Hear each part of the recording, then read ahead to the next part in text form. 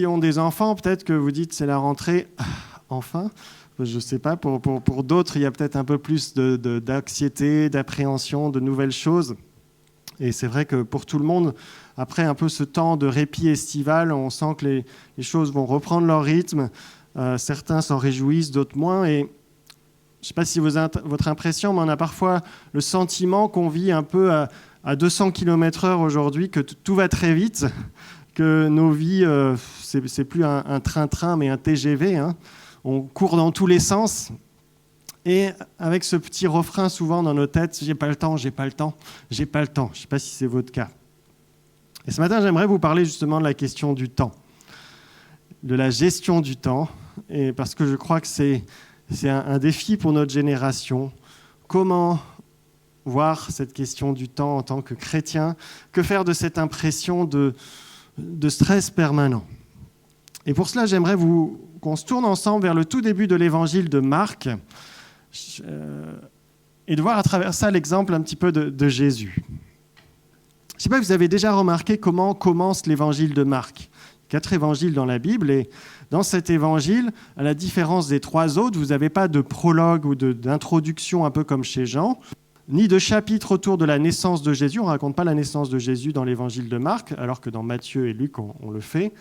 Mais dans l'évangile de Marc, ça va droit au but. Ministère de Jésus tout de suite. Vous avez 8 versets au tout début du premier chapitre qui nous parlent de Jean-Baptiste assez rapidement. Et puis tout de suite au verset 9 du premier chapitre, on a le baptême de Jésus, sa tentation au désert, le début de son ministère. Et en quelques versets, les événements s'enchaînent vraiment très rapidement dans un rythme où on dit « ça va vite, là, on a presque à court de respiration ». Et ça va tellement vite qu'on se demande si l'auteur de l'évangile, Marc, n'avait pas quelque part quelque chose à nous dire sur cette question du temps à travers ce modèle de Jésus qu'il nous présente. Alors je vous invite à lire ce chapitre 1 et on va lire les versets 9 à 39. C'est une longue lecture, mais ça permet vraiment de voir un peu ce qui se passe là dans ces débuts du ministère de Jésus. Marc 1, versets 9 à 39. C'est on pourrait dire la rentrée du ministère de Jésus. En ces jours-là, Jésus vint de Nazareth, de Galilée, et il fut baptisé par Jean dans le Jourdain. Aussitôt remonté de l'eau, il vit les cieux se déchirer, l'Esprit descendre sur lui comme une colombe. Et une voix survint des cieux, « Tu es mon Fils bien-aimé, c'est en toi que j'ai pris plaisir. » Aussitôt, l'Esprit l'expulsa au désert. Il passa 40 jours dans le désert. Il était mis à l'épreuve par le Satan. Il était avec les bêtes sauvages et les anges le servaient. Après que Jean eut été livré, Jésus vint en Galilée. Il proclamait la bonne nouvelle de Dieu et disait « Le temps est accompli. Le règne de Dieu s'est approché. Changez radicalement et croyez à l'évangile, à la bonne nouvelle. » En passant au bord de la mer de Galilée, il vit Simon et André, frères de Simon, qui jetaient leurs filets dans la mer car ils étaient pêcheurs. Jésus leur dit « Venez à ma suite et je vous ferai devenir pêcheurs d'êtres humains. » Aussitôt, ils laissèrent leurs filets et le suivirent. En allant un peu plus loin, il vit Jacques, fils de Zébédée, et Jean, son frère, qui étaient aussi dans leur bateau à réparer les filets. Aussitôt, il les appela, ils laissèrent leur père Zébédée dans le bateau avec les employés. Ils s'en allèrent à sa suite. Ils entrent à Capernaum, et comme c'était le sabbat, il entra aussitôt dans la synagogue pour enseigner. Ils étaient ébahis de son enseignement, car il enseignait comme quelqu'un qui a de l'autorité, et non pas comme les scribes.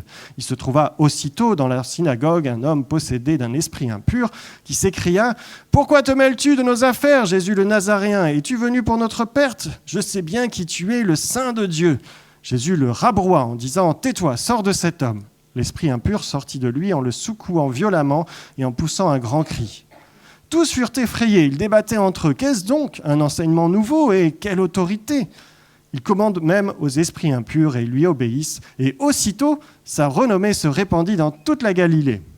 Aussitôt sortis de la synagogue, ils se rendirent avec Jacques et Jean chez Simon et André. La belle-mère de Simon était alitée, elle avait de la fièvre. Aussitôt, on lui parla d'elle, il s'approcha, la fit lever, le saisit par la main. La fièvre la quitta, elle se mit à les servir. Le soir venu, Après le coucher du soleil, on lui amenait tous les malades, les démoniaques, toute la ville était rassemblée devant la porte. Il guérit beaucoup de malades qui souffraient de divers maux, chassa beaucoup de démons. Il ne laissait pas les démons parler parce qu'il le connaissait. S'étant levé, le matin, alors qu'il faisait encore bien nuit, il sortit pour aller dans un lieu désert où il se mit à prier. Simon et ceux qui étaient avec lui s'empressèrent de le rechercher. Quand ils le retrouvaient, ils lui dirent « Mais tout le monde te cherche !» Il leur répond « Allons ailleurs, dans les bourgades voisines, afin que là aussi je proclame le message, car c'est pour cela que je suis sorti. » Et il se rendit dans toute la Galilée, proclamant le message dans leur synagogue et chassant les démons. On va s'arrêter là. Je ne sais pas si vous avez remarqué, j'ai volontairement mis l'accent ici sur l'emploi de certains mots, en particulier en rapport au temps, que sur la slide j'ai mis en gras, et il y en a beaucoup dans ce passage. Et c'est le cas en particulier d'un adverbe grec que j'ai traduit ici par « aussitôt », qui est employé 12 fois dans ce texte. 12 fois « aussitôt, aussitôt, aussitôt ». C'est bien plus que dans n'importe quel autre chapitre du Nouveau Testament, hein. Aussitôt baptisé, l'Esprit descend sur Jésus pour aussitôt l'expulser dans le désert. Ça, c'est étonnant comme formule, hein. Le texte dit que l'Esprit expulsa Jésus dans le désert. Il le chassa dans le désert. C'est violemment poussé. Et puis, alors que les autres évangiles s'attardent davantage sur le baptême, la tentation de Jésus, l'évangile de Marc, ça expédie les choses en quelques versets. C'est plouf, pif, paf. Hein, c'est rapide. Mais c'est que le début. Et on nous raconte ensuite ce qui semble être presque le déroulé d'une journée du ministère de Jésus. Et honnêtement, c'est un véritable marathon. Jésus se balade au bord du lac, il embarque 4 disciples qui le suivent aussitôt. Il débarque à Capernaum pour aussitôt aller prêcher à la synagogue, pour qu'aussitôt un homme possédé soit délivré, qu'aussitôt sorti de la synagogue, ils s'en vont manger chez Pierre, dont la belle-mère est malade et aussitôt guérie. Et la journée continue par des guérisons, des délivrances à n'en plus finir jusque tard dans la nuit. Et figurez-vous que le texte nous précise que cette journée-là, c'était un jour de sabbat. Le jour où on est censé se reposer. Tout semble aller à 2000 à l'heure dans ce premier chapitre de l'Évangile. Un peu comme dans nos vies parfois, hein. Sauf que Jésus, je crois, en tout cas à ma différence, il ne perd pas son temps. Que de personnes bouleversées par l'enseignement de Jésus, que de malades guéris, de personnes délivrées. C'est tout le contraire de certaines de nos journées épuisantes où on a l'impression qu'on a couru toute la journée, mais pour pas grand-chose, hein. Et en plus, on a l'impression que Jésus ne semble pas dépassé par les événements. Il gère tranquillement les choses, et il arrive encore à prendre du temps avec son Père céleste tôt le matin, nous dit le texte. Je crois qu'on a des leçons à tirer de l'exemple de Jésus. Alors, je ne vais pas faire ici un commentaire suivi du texte, mais simplement essayer de voir quelques leçons qu'on peut ressortir du modèle de Jésus pour la façon dont on considère le temps, où on gère notre temps. Premier point, il me semble que ce premier chapitre de Marc invite ses lecteurs à comprendre quel est le calendrier de Dieu dans la grande histoire de Dieu. Ce chapitre indique en quel temps ils vivent. Quand vous cherchez à faire votre planning, que vous dites voilà, qu'est-ce que je vais faire cette semaine, vous organisez sur les mois à venir, peut-être pour la rentrée, en général, qu'est-ce qu'on fait ? On va prendre un agenda ou un calendrier. On va repérer les dates. On va dire, tiens, aujourd'hui, on est le 31 août 2025. Mais est-ce que vous savez où le 31 août 2025 se situe dans le grand calendrier de Dieu ? La Bible, quand on la prend dans son ensemble, nous présente une histoire qui commence au commencement, premier mot de la Bible, au commencement, récit de la création du monde, Dieu crée l'univers, et l'histoire s'achève, dernière page de la Bible, à la fin de l'Apocalypse, par la description de la réalité finale, ce qu'on appelle la nouvelle création, les nouveaux cieux, la nouvelle terre, qui sera la fin de l'histoire. À quel endroit on se trouve dans cette grande histoire du monde ? Voilà, c'est une information quand même importante pour comprendre comment vivre notre temps en tant que chrétien. Et justement, la première chose que Jésus fait, c'est de remettre un peu les pendules à l'heure. Quelle est la première chose que Jésus va dire dans cet évangile, les premières paroles de Jésus? Je ne sais pas si vous avez remarqué, c'est « le temps est accompli ». Le temps est accompli, le règne de Dieu s'est approché. Dans l'évangile de Marc, c'est vraiment les toutes premières paroles de Jésus, au verset 15. Selon les traductions, vous avez cette traduction « le moment est arrivé » ou dans la traduction « parole de vie », « le moment décidé par Dieu est arrivé ». C'est le temps de l'accomplissement, c'est le moment tant attendu. L'Évangile nous dit « ça y est, on y est ». On est au commencement ici de la bonne nouvelle, pour reprendre les premiers mots de l'Évangile. Le règne de Dieu s'est approché. Pourquoi il dit ça? Parce que avec la venue de Jésus, avec sa venue il y a 2000 ans maintenant, ce qui nous rapporte dans l'Évangile, l'événement central, fondamental qui marque la grande histoire de Dieu, ça y est, il s'accomplit. Et cet événement, c'est la venue de Jésus, le Christ, le Fils de Dieu, qui va mourir sur une croix, qui va ressusciter le 3e jour, qui va être élevé au ciel. Et c'est ce que le début de l'évangile de Marc tient à souligner. Avec la venue de Jésus, ça y est, le temps est accompli. Voilà l'heure qu'il est sur l'horloge de Dieu. Qu'est-ce que ça implique pour nous? Eh bien que nous vivons après la venue de Jésus. C'est une grande révélation que je vous fais. Nous sommes en 2025, après Jésus-Christ, même dans notre calendrier qui est aujourd'hui quasi universel, on compte les années par rapport à Jésus-Christ. Et cette affirmation, elle est donc toujours valable pour nous, puisqu'on est après ce que Jésus vient de dire. Le temps est accompli, le règne de Dieu s'est approché. Alors, ce n'est pas encore la fin de l'histoire, ce n'est pas encore la nouvelle création. Jésus n'a pas dit « le règne de Dieu est arrivé », il dit « il s'est approché ». Et nous sommes dans ce temps où, depuis la venue de Jésus, le règne de Dieu a fait une incursion décisive dans ce monde à travers Jésus-Christ.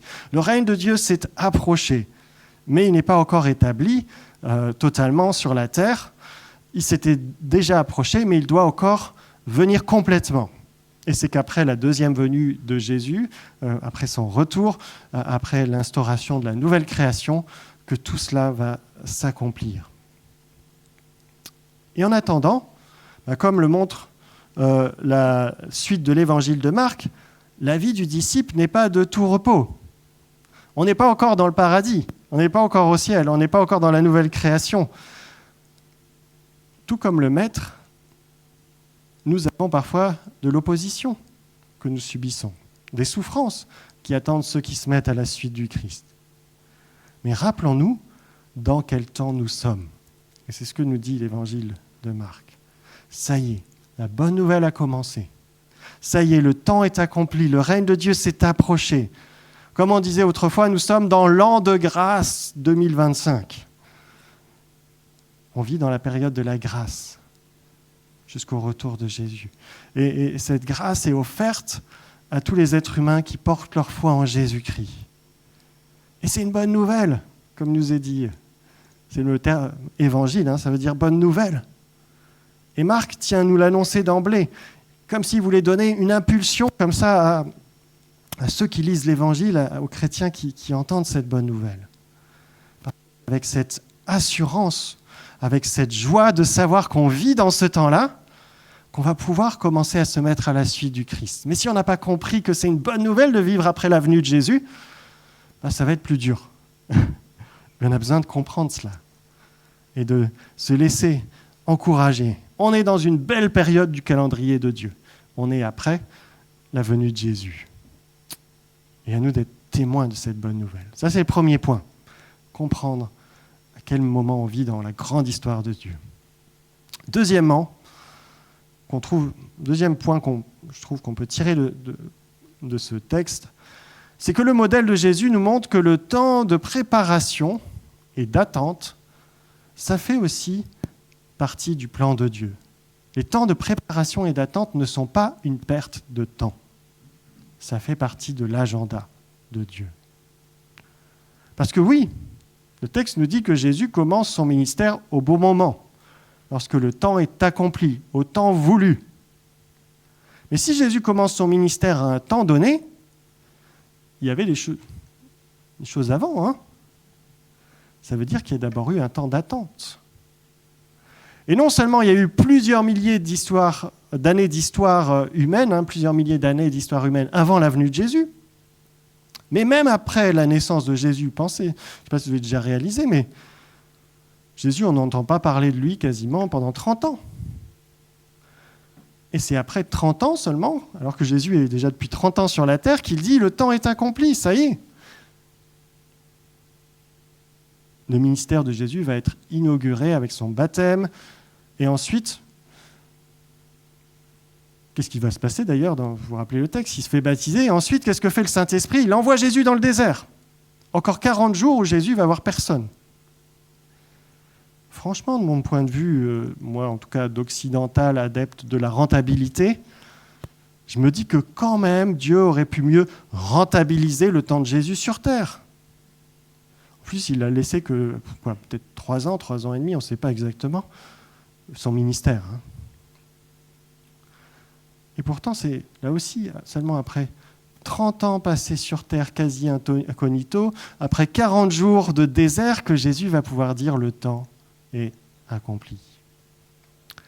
Et je crois que parmi la manière dont Dieu conduit la vie, nos vies en tant que croyants, en tant que chrétiens, on peut voir qu'il y a parfois des temps d'attente. Il y a des temps d'attente, il y a des temps de formation, des temps de travail du caractère, avant d'entrer peut-être dans ce que Dieu veut pour nous, d'une nouvelle étape de nos vies, dans des temps peut-être aussi de service particulier. Pensez aux disciples de Jésus aussi. Jésus, avant qu'ils entrent pleinement dans leur mission, ces disciples, ils vont passer 2 ou 3 ans à l'école de Jésus, à vivre avec lui. Et en tant qu'Église, je crois que nous passons aussi un peu par un temps de ce type. L'année dernière, on a pris du temps pour discerner la vision de Dieu, pour se préparer ensemble. Et je sais, il y a certains qui aimeraient qu'on y aille plus vite, ça y est, on entre dans le vif du sujet, là, c'est quand là, on attend, là, on est sur les starting blocks, on veut de l'action. On veut tout le temps du nouveau. On est aussi dans cette mentalité en tant que dans notre société. Toujours du nouveau, il faut qu'il y ait toujours du nouveau, quelque chose de nouveau. Mais il y a aussi des temps d'attente, de préparation, qui font partie du plan de Dieu, qui font partie de son plan pour nous faire grandir, que ce soit en tant qu'Église, que ce soit en tant qu'individu, en tant que chrétien. Ce n'est pas linéaire, la vie chrétienne. Et constater que ces temps d'attente et de préparation sont voulus par Dieu, ça nous met en garde aussi contre peut-être une conception qui est assez marquée en Europe, en France, du temps, où on serait toujours dans la rentabilité. Il faut qu'il y ait de la rentabilité, il faut qu'on ait des résultats à tout prix. Jésus, pendant 30 ans, on ne sait pas s'il a guéri des malades, s'il a chassé des démons, on n'en sait rien, on ne parle pas. Il y a des temps où on n'est pas forcément productif. Et ce n'est pas grave. C'est aussi un moyen de nous rappeler que seul Dieu est le maître du temps. C'est une invitation à dépendre premièrement de lui. Une autre leçon, 3e point, qu'on pourrait tirer de l'exemple de Jésus, c'est qu'on est appelé aussi à partager notre temps avec les autres, avec d'autres personnes. Quelle est la première chose quand on a lu le texte que Jésus va faire lorsqu'il commence son ministère, dans le texte qu'on a lu? Je ne sais pas si vous avez remarqué, mais il va choisir des disciples. C'est apparemment une priorité sur son agenda. Il ne prévoit pas de vivre son ministère tout seul. C'est fondamental pour lui de le vivre avec d'autres, de partager son temps avec d'autres. Peut-être que Jésus savait aussi, et certainement il le savait, qu'il lui reste plus que quelques années sur terre, qu'il doit former des disciples qui vont pouvoir continuer à proclamer cette bonne nouvelle après son départ. Mais là aussi, c'est étonnant. Comme j'ai dit tout à l'heure, le ministère de Jésus, il a duré 2-3 ans. Franchement, moi, si j'étais Dieu, j'aurais fait durer le ministère de Jésus au moins 30 ou 40 ans, quoi, quand même. C'est Jésus. Il n'y a pas mieux. Malheureusement pour vous et moi, ou non, plutôt heureusement pour vous et moi, je ne suis pas Dieu. Hein. Et le maître du temps a choisi de limiter le ministère de Jésus à 2 ou 3 ans. Et dans sa divine stratégie, il a prévu que pendant ces quelques années, Jésus va former des disciples qui vont propager la bonne nouvelle plus loin. Notre Dieu a choisi de poursuivre l'œuvre de Jésus-Christ à travers une équipe de disciples qui vont à leur tour former des disciples, qui vont à leur tour former des disciples, qui vont à leur tour former des disciples, etc. Et ainsi de suite. Et de la même manière, on est appelé à comprendre qu'on n'est pas tout seul dans l'œuvre de Dieu. Et c'est le cas, je crois, dans notre vie chrétienne, mais dans la vie de tous les jours, on est quelque part appelé à partager notre temps. Le partage du temps de travail, on pourrait dire, c'est dans la vocation chrétienne. Et cette importance donnée par Jésus au travail en équipe, c'est là aussi quelque chose qui est un bon rappel face aux excès de certaines idées sur l'utilisation du temps. On est dans une société où on est très centré sur l'individu, sur soi, sur mon épanouissement personnel. Le modèle de Jésus montre que nous sommes appelés à pas uniquement voir le temps comme quelque chose que je peux rentabiliser pour moi, pour mon propre intérêt, mais aussi quelque chose que je peux partager, que je peux donner. Alors Jésus savait garder du temps pour lui, comme on le voit dans le texte à la fin, il va prendre du temps seul avec son Père, pour son Père, et prendre ce temps dont il a besoin pour se ressourcer. Mais il a aussi donné de son temps pour les autres, du temps pour former les disciples, du temps pour manger avec les autres, du temps pour accueillir les malades, les démonisés qui viennent jusque tard dans la nuit, nous dit le texte. Jésus nous laisse un modèle de générosité dans notre façon dont on gère notre temps. Et c'est important d'y réfléchir. Est-ce que je sais être généreux dans la façon dont je gère mon temps ? Pas juste pour moi, mais aussi comment je peux donner de mon temps pour d'autres autour de moi. Dans la vie de tous les jours, dans mon travail, dans mes études, mais aussi dans l'Église. Et cette dernière remarque m'amène à un 4e point, qui est aussi intéressant, ce que j'appellerais les bouleversements de programme. Et je crois que le Seigneur nous invite à accueillir ces bouleversements de programme. Le texte nous présente plusieurs situations où, à première vue, on a l'impression que ces situations viennent bouleverser le déroulement d'une tranquille journée de sabbat, ce que serait normalement une journée de sabbat pour un juif. Lorsque Jésus se met à prêcher dans la synagogue de Capernaum, on a tout d'un coup un homme inspiré par un esprit impur qui se met à l'interrompre. Honnêtement, je peux vous dire que si j'étais interrompu de la sorte dans une prédication, ça ne met pas forcément très à l'aise. Hein. On n'est pas toujours à l'aise avec ce genre de choses. Et puis ensuite, autre bouleversement, Jésus va chez Pierre pour manger, et puis là, la cuisinière est malade. Et puis enfin, au bout d'une belle journée tranquille de sabbat, le texte nous dit, le soir après le coucher du soleil, on n'arrête pas d'amener des malades et des démoniaques à Jésus.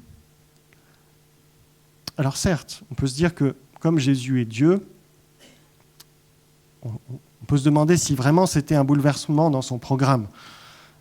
Mais c'est vrai que Jésus ne semble pas surpris. Mais de notre point de vue humain, on l'aurait été certainement très bouleversé par tous ces chamboulements, tous ces dérangements. Ce sont des situations plutôt inattendues.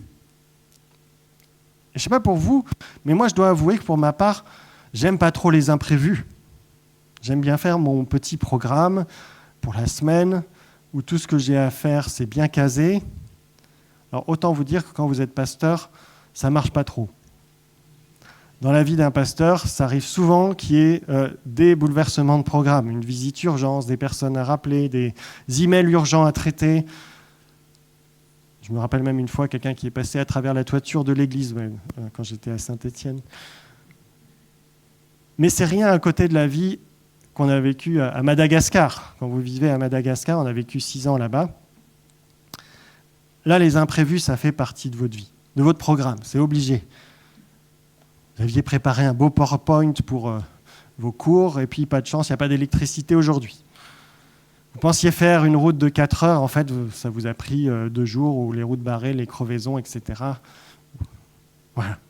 Ça a pris 12 heures, ou même 2 jours pour parfois, alors qu'on pensait faire ça en 4 heures. D'ailleurs, on pourrait dire, si tout s'était passé comme prévu dans ma vie, je ne serais probablement pas votre pasteur aujourd'hui. En octobre 2023, j'ai des questions de santé qui m'ont obligé à quitter du jour au lendemain Madagascar, et ce n'était pas prévu. Et du coup, j'ai pu, quelques semaines plus tard, croiser Joël Taubois lors d'une pastorale, et puis quelques mois plus tard, entendre un appel de Joël qui m'a invité à venir vous rencontrer, et puis ainsi de suite, et puis voilà, j'ai fini par être votre pasteur. Vous voyez, les bouleversements de programme, ça fait partie de la vie. Et d'autant plus de la vie chrétienne. Et on peut se demander pourquoi le Seigneur ne nous prévient pas toujours, qui permet ces imprévus. D'autant plus lorsqu'on a l'impression de faire sa volonté, que voilà, on n'est pas en train de se perdre. Et peut-être que, je ne sais pas, mais peut-être que le Seigneur veut nous rappeler que c'est lui le maître du temps, et pas nous. Et peut-être que dans ces cas-là, c'est pour nous rappeler aussi qu'on a désespérément besoin de lui. Mais ce qui montre aussi l'exemple de Jésus, c'est que Dieu peut utiliser pour sa gloire ce qui nous semble venir perturber notre programme. Lorsque le démoniaque interrompt la prédication de Jésus, c'est l'occasion pour Jésus de manifester sa victoire sur Satan et l'avancée du règne de Dieu à travers la délivrance. Ce qui va susciter l'étonnement, l'interrogation, nous dit le texte, sur « Mais c'est qui ce Jésus ?» Lorsque la belle-mère de Simon est malade, Jésus saisit l'occasion pour manifester sa puissance de guérison. Et toutes ces situations qui semblent perturber le bon déroulement de la journée de Jésus ont en réalité été des occasions pour Jésus de manifester le règne de Dieu. De la même manière, si nos programmes bien ficelés sont parfois bouleversés, ne nous inquiétons pas. Il se pourrait que Dieu ait prévu un meilleur plan. C'est important de savoir accueillir ces bouleversements de programme. Alors en disant cela, il ne faut pas non plus penser que nous sommes appelés à vivre notre vie un peu toujours au feeling, vous savez, sans jamais faire de projet, sans jamais fixer de priorité. Et si le modèle de Jésus montre que nous devons être prêts à donner de notre temps aux autres, à nous laisser aussi surprendre par les imprévus, Jésus sait aussi quelle est sa mission. Il sait pourquoi il est venu. Et il ne laisse pas les sollicitations de la foule guider sa vie. Et ça, c'est le 5e point. Important de rester fixé sur la mission que Dieu nous confie. Et ça se voit à la fin de la lecture qu'on a fait tout à l'heure. Rappelez-vous, nous sommes très tôt le matin, il y a une nouvelle journée qui commence. Jésus est en train, dans un lieu désert, pour être tranquille, à prier avec son Père. Et puis là, les disciples viennent le trouver et ils disent « Mais tout le monde te cherche, Jésus, t'es où là ? Tout le monde te cherche, viens. » Il y a encore des malades à guérir, il y a encore des choses à faire là. Qu'est-ce qu'il répond Jésus ? Est-ce qu'il dit « Oui, j'arrive. » Non, il dit « Allons ailleurs. » Dans les villages voisins. Car là aussi, il faut que j'y apporte mon message. C'est pour cela que je suis venu, dit Jésus. Jésus sait pourquoi il est venu sur terre. Il sait qu'il doit proclamer la bonne nouvelle de sa venue dans tous les villages de Galilée. Et il sait dire non à ceux qui voudraient le garder que dans leur village. Et si Jésus savait, vous voyez, accueillir ce qui nous semble être des imprévus, s'il accueillait les personnes qui venaient à lui, qu'il en prenait soin, qui priait pour eux, etc., s'il avait compassion des foules, il sait aussi dire non à certaines demandes. Et je crois que ça, c'est une bonne leçon aussi pour nous. Il faut savoir apprendre, parce que d'autant plus qu'on est des êtres humains on n'est pas illimités, et on doit savoir se concentrer sur ce qui est essentiel. Savoir dire non face à certaines demandes. Ne pas s'écarter de l'agenda de Dieu pour nos vies. Et ça, c'est important de réfléchir aux priorités. Quelles sont les priorités selon le plan de Dieu pour ma vie, que ce soit au niveau de ma famille, de mon travail, de mes études, de tout ce que je fais. Quelles sont les priorités, que ce soit aussi dans l'Église, quels sont mes dons, comment le Seigneur veut m'utiliser, et de savoir parfois dire non, parce qu'on ne peut pas tout faire, on ne peut pas être partout, et c'est important de se focaliser sur ce qui est essentiel au cœur de ce que le Seigneur place dans nos vies. Mais ça implique de savoir aussi à quoi Dieu nous appelle de façon particulière. Quels sont mes dons, comment le Seigneur m'a créé, comment est-ce qu'il m'invite à le servir dans la vie de tous les jours, pas seulement dans l'Église, dans la société, dans ma famille, dans les études, dans le travail, avec mes voisins, là où je suis. Et pour connaître cela, une des choses qu'on voit aussi dans le texte ici, on pourrait faire toute une prédication sur comprendre la volonté de Dieu pour sa vie, mais une des choses qui est montrée par rapport à la gestion de notre temps, là aussi, qui doit être aussi une priorité, et que Jésus nous montre, c'est de prendre du temps avec Dieu, seul à seul avec lui. On a fait le sermon sur la montagne ces derniers dimanches, toute une série, et il y a ce passage qui dit, quand tu veux prier, va dans ta chambre.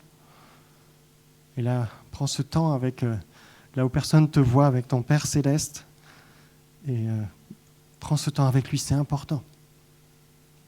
Ce cœur à cœur. Et quand les disciples de Jésus disent à Jésus, viens, il faut qu'on y aille, Jésus dit ensuite, allons ailleurs, il sort d'un temps de prière avec son Père céleste. Le texte nous dit qu'il fait ça tôt le matin, alors qu'il faisait encore très sombre, et on insiste bien, c'est très tôt, parce que Jésus, probablement, s'il n'avait pas attendu, s'il avait attendu le lever du jour, c'était fini pour lui, pour arriver à être tranquille quelque part. Et donc, il a pris ce temps, il se lève très tôt le matin, il s'en va dans un lieu désert, pas pour faire son yoga matinal, mais pour prier. Cette idée de lieu désert, c'est quelque chose aussi d'intéressant dans la Bible. Le désert, vous savez, c'est quelque chose qu'on retrouve en particulier dans l'Ancien Testament comme un lieu à la fois d'épreuve, pour Jésus aussi, qui va être mis à l'épreuve pendant 40 jours dans le désert, mais c'est aussi un lieu dans la Bible où le Seigneur parle, le Seigneur se révèle, comme il l'a fait à Israël dans le désert du Sinaï. Et je crois que c'est ce deuxième aspect qui est mis en avant dans l'exemple de Jésus quand il va prendre ce temps seul avec son Père céleste. Un lieu désert, tranquille, dans sa chambre, comme dit un autre passage des évangiles, à l'écart, un lieu secret. Ça, c'est un bon lieu pour entendre Dieu nous parler. Il faut dire que le désert, c'est un lieu qui est propice à l'écoute. Dans le désert, il n'y a pas de distraction. Au désert, il n'y a pas de bruit. Il n'y a rien à voir. Il n'y a pas d'Internet. Il n'y a rien à grignoter. Personne avec qui discuter. Et comme le montre le texte, ainsi que d'autres passages des évangiles, Jésus il aimait bien aller régulièrement dans un lieu désert pour passer du temps avec son Père. Même si ça implique pour lui de se lever très tôt alors qu'il s'est couché très tard, rappelez-vous le texte. Tant pis, il dormira dans le bateau. Si Jésus lui-même avait besoin de ce temps-là pour laisser le Père orienter sa journée, à combien plus forte raison on en a besoin.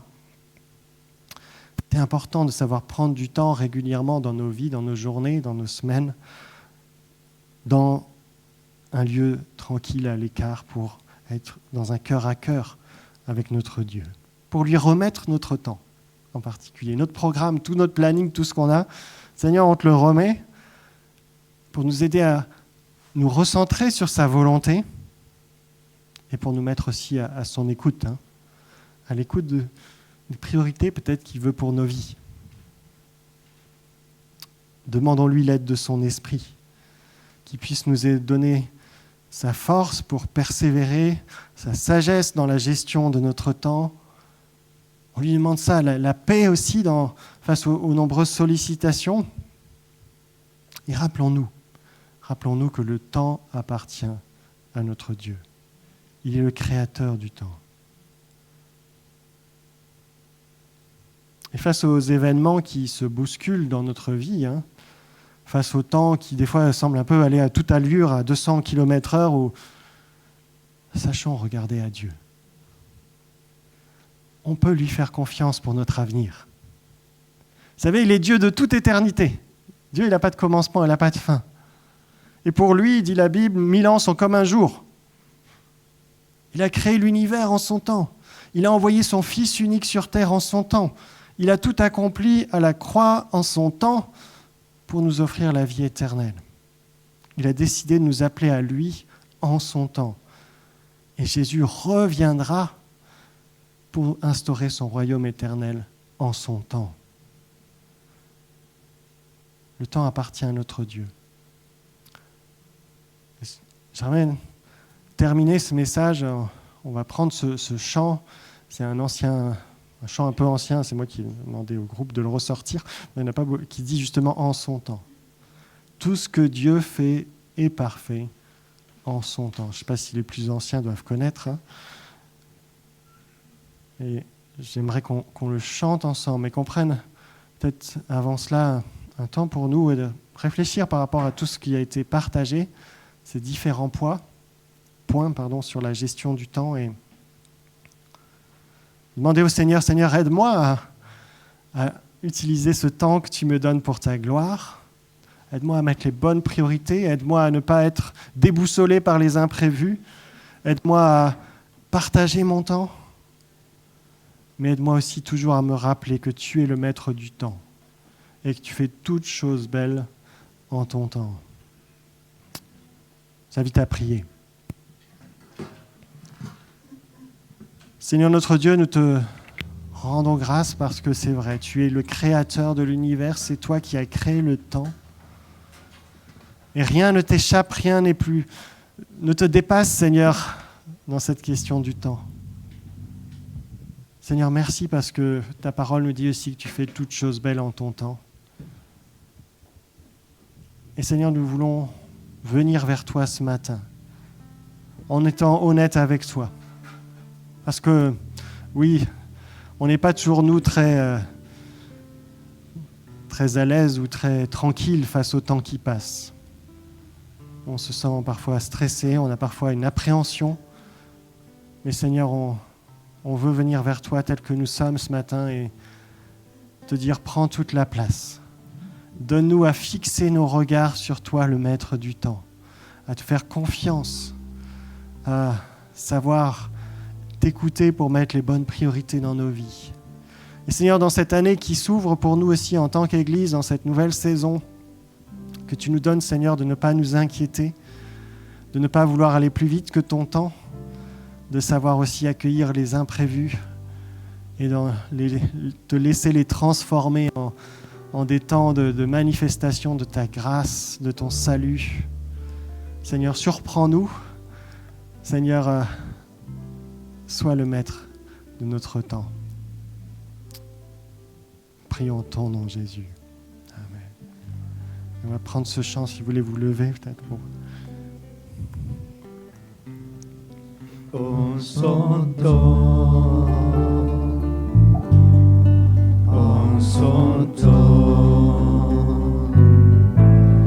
ce que Dieu fait parfait en son temps.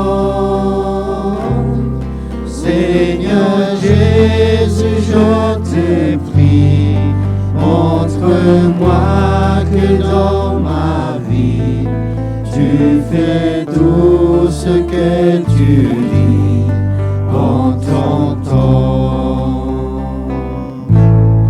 En ton temps. En ton temps.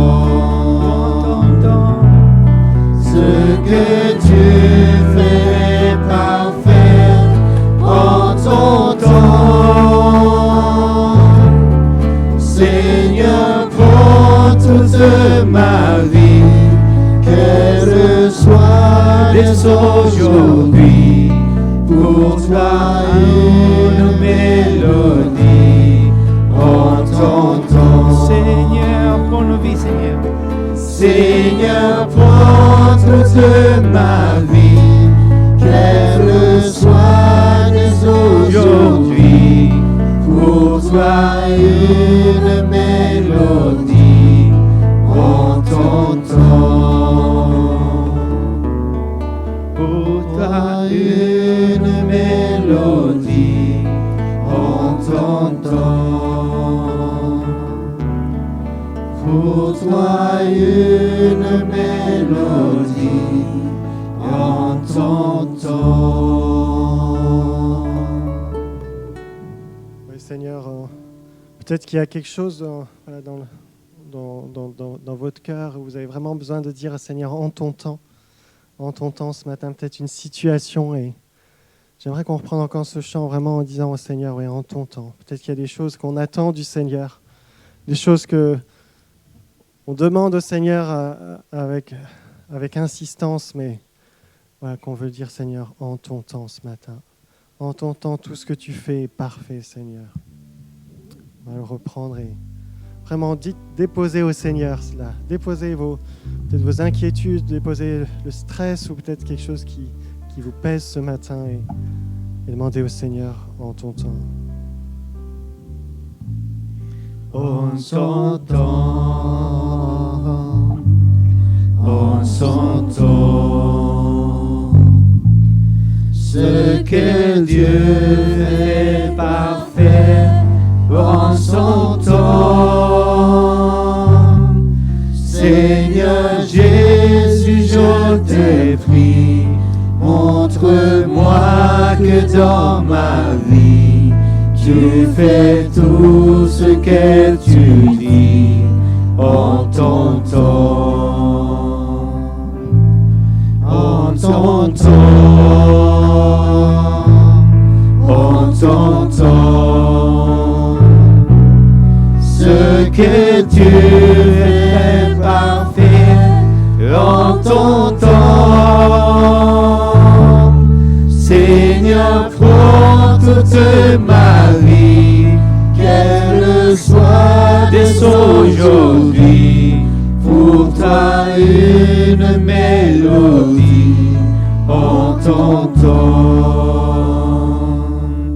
Seigneur, prends toute ma vie, qu'elle soit dès aujourd'hui. Pour toi une mélodie en ton temps. Seigneur, prends toute notre vie ce matin, qu'elle soit à toi, Seigneur, qu'elle soit entre tes mains, que notre temps t'appartienne, Seigneur, et que tout ce que nous sommes, notre personne, notre cœur, Seigneur, puisse être utilisé par toi. C'est notre désir, c'est notre chant, Seigneur, ce matin, notre prière, que toute ma vie soit à toi, t'appartienne, Seigneur. À toi revienne la gloire et l'honneur. Alléluia.